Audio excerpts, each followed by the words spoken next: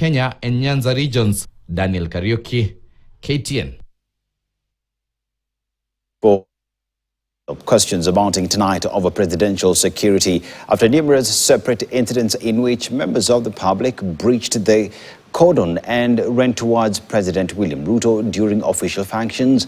In all these cases, the men were restrained within seconds, but the breaches have sparked debate about whether these were harmless acts of over-enthusiasm, calculated political theatre, or worrying gaps in Kenya's top-tier security architecture. Our reporter Gloria Milimu examines what went wrong and what it means.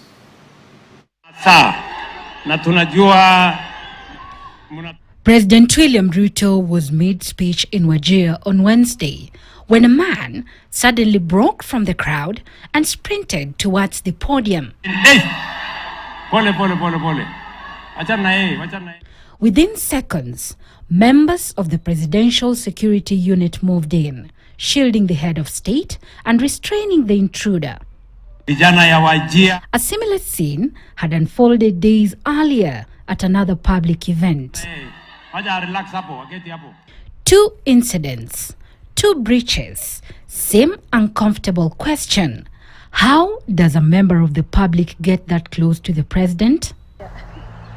Security consultant Byron Adera, who is also an ex-Kenya Special Forces officer, reckons that the unbecoming dramatic security incidents during presidential events has brought to the fore the worrying disregard to the highest position on the land and the office that the presidency represents by members of the public.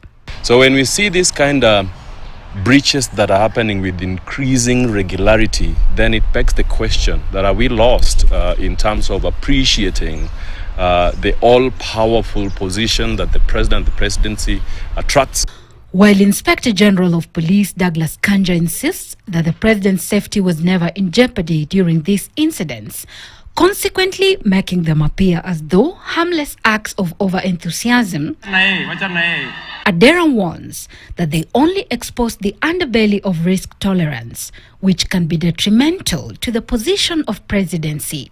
We're talking about real and perceived threats. Already some of the things that you've been seeing happening and are beyond now perception. There are things that are happening in real time, and if they're allowed to manifest, God forbid, if anybody's looking at this picture, anybody can actually jump the president, then, we are treated to things that are really unprecedented here.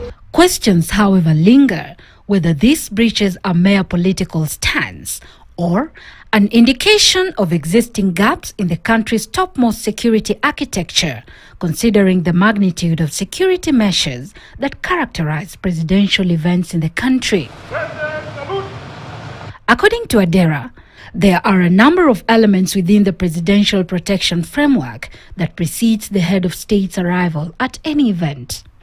So the failure that then you see manifest is not just on the part of one individual that possibly you are asleep at the switch goofing off, but what I would attribute it to is a level of lack of appreciation of the intelligence that really needs to be treated to thoroughness of planning. Meanwhile, Inspector General Kanja has since ordered an immediate 3-day inquiry into the security breaches in order to help avert such cases from occurring.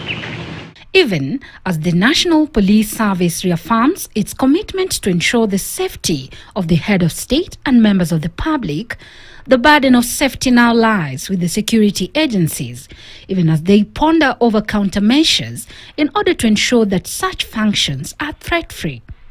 Gloria Milimu, KTN. With only 2 certificates of secondary education,